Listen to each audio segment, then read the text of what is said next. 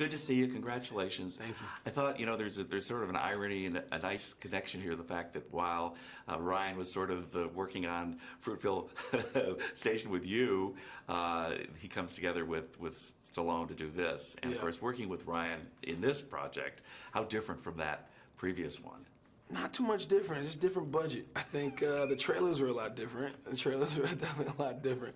But honestly, Ryan, me and Ryan talked about this before we even shot Fruitville Station. So to kind of see that coming to fruition so fast was pretty incredible. And to watch him grow, and to grow with him. We grew together from project to project. So our connection and our communication was very shorthand, and it paid off. It sure did. Sure did. It really paid off. Obviously, you're a guy that's always been in shape, but I assume a little extra training here? Extra training, yes, definitely. Strip down the diet. I think that was the hardest thing for me to let go is the food. And just completely change my diet. And that really helped out a lot. Exercising, 6 days a week, sometimes two to three times a day. And if you do anything consistently for that long, for a year, about a year, hardcore, your body will definitely change. And yeah, that was that was the best I've ever looked. Yeah, for sure. Boxing obviously was a part of your routine before. Was it something you followed? As a just as somebody as a fan. As a fan, no. As a kid, watching boxing, boxing matches with my dad. Watching Tyson, knock cats out, and just that. I remember, when Holyfield, when he bit Holyfield's ear. I remember watching that. It was crazy. But definitely a boxing fan. Never boxed growing up. Mixed martial arts, but. This was my crash course. This was a year and a half of going to the best boxing minds alive today, and just trying to soak up as much information as I can.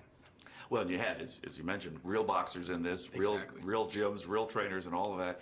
Any injuries for you? No real injuries. Only. Soreness like I would never believe. My body broke down after we finished shooting the fighting scenes. I had to I was on bed rest for a couple days, which was incredible. It was literally physically couldn't do anything. And it was so crazy because a couple hours before, we're boxing. Full on boxing. It's crazy what your mind can kind of push your body to the limits, even though your body kind of gave out. But once you accomplish something, it was just okay, I can shut down now. And then literally that's what happened. Well, you pulled it off beautifully. You really Thanks, did. Man. Stallone. Yeah. You got to talk. You had some incredible scenes with him. That locker room scene, I think, is going to live with people for a long time, and plus a lot of others. Talk about working with Sly and what that experience was like for you. It was, one of, as far as experiences go, it's up there. He's such a talented actor, and he gives so much to you in a scene, and he gives you what you need to kind of respond and to do your thing, and just to watch Sly transform into Rocky is a performance all its own. To see him kind of become him, and it was very humbling. The themes, there's so many themes in the Rocky movies, obviously, but one, of course, is that your character, of course, is key to this, is proving to make it on your own terms, not because of who your dad is or who your background is. Yes, that's definitely it's a huge theme in it, especially for Adonis, who's living in the shadow of the famous fighter that ever lived, and it's one of those things that, and he doesn't even know him. So I imagine how frustrating that is. I've never met the guy, and he's, in spirit, stopping me from doing the things that I want to do, and he's left so many questions on the inside. So I think for Adonis, really trying to find himself through sport, and through family and the people that knew his dad the best, and ultimately Rocky, Apollo's best friend, he became that father figure in a way. He became that mentor. He became his, Rocky. He was Mickey, and I think that was pretty important. Yeah, it came through that way too.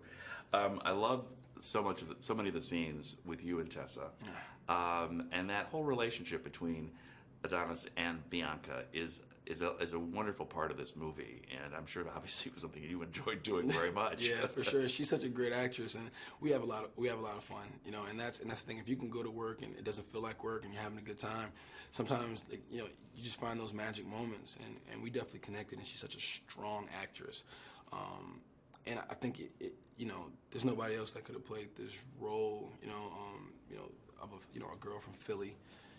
Very independent, very focused on her goals, very focused on making it, and not letting anything stop her. So to kind of have these two people who have similar mind states to try to fall in love together is interesting to watch. Exactly.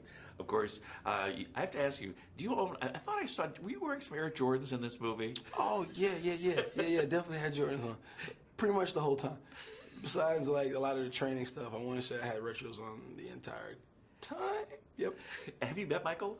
I haven't met him yet, which is crazy. I mean, I always kind of wanted to meet him because think about it. I've known about this guy here for my entire life. He just found out of me probably, however long ago. You know what I'm saying? So it's something else. I always wanted to meet him on the level. I never wanted to be come up to Mike like a fan.